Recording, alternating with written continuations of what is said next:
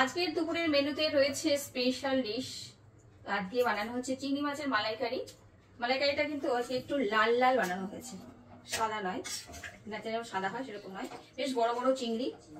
এখানে আছে চিংড়ি মাছের মালাইকারি। আরো একটা ডিশ তোমাদের সাথে শেয়ার করছি, রয়েছে আলু দিয়ে মাটনের পাতলা ঝোল, গরম গরম ভাত, তার সাথে আছে চিংড়ি মাছের মালাইকারি।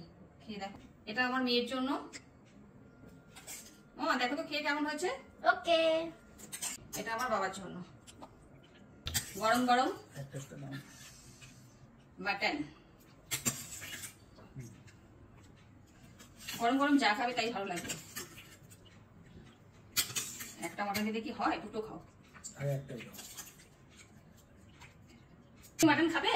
একদম কেমন হচ্ছে? চর্বি মেলা দিও। চর্বি তো বাবা আনেনি আজকে। ये খেলাম।